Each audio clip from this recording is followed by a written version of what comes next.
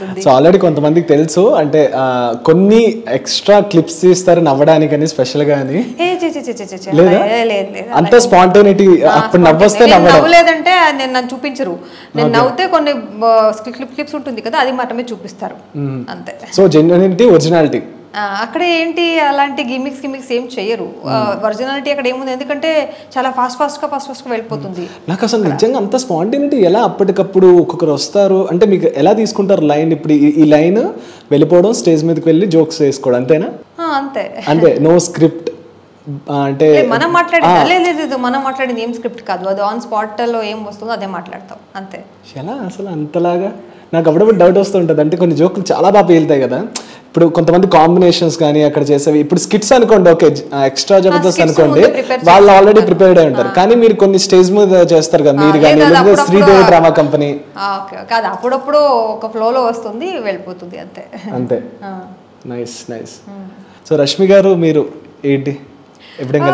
వాళ్ళు నాకు చాలా మంచి సపోర్ట్ చేస్తారు మనం శ్రీదేవి డ్రామా ఎక్స్ట్రా జబర్దస్త్ అక్కడ వెళ్తున్నాను కదా అక్కడ దొరుకుతారు ఇది బాగుంది అది బాగలేదు ఇది చూసుకోండి సజెషన్ చెప్తారు మంచిగా కమ్యూనికేషన్ చేస్తారు యాటిట్యూడ్ ఏం లేకుండా చాలా కూల్ గా హ్యాండిల్ చేస్తారు ఏం సజెషన్ ఇచ్చారు ఎంటర్ అవుతుంటే అంటే మీరు అప్పటికి న్యూ కదా ఆవిడ ఆల్రెడీ ఎస్టాబ్లిష్ అయ్యారు కదా జబర్దస్త్ కి లేదు బాగా వస్తుంది అందరూ మీకు చాలా పాజిటివ్ గా రిసీవ్ చేసుకున్నారు ఇలాగే వెళ్ళండి అని చెప్తారు అంతే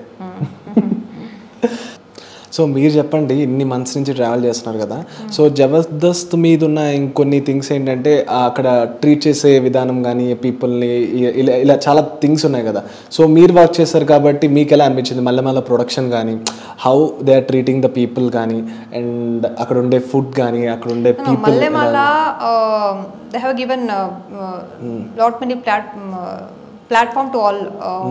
సో మళ్ళీ వాళ్ళు చాలా మందికి ప్లాట్ఫామ్ ఇచ్చారు లైఫ్ ఇచ్చారు సో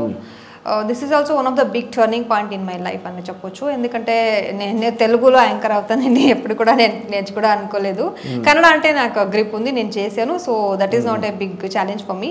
బట్ వాళ్ళు ఏదో ఒక టాలెంట్ ఇక్కడ ఉంది అని చూసి తీసుకొచ్చి వాళ్ళకి ఒక ప్లాట్ఫామ్ ఇస్తారు అదని వీ షుడ్ యూటిలైజ్ ప్రాపర్లీ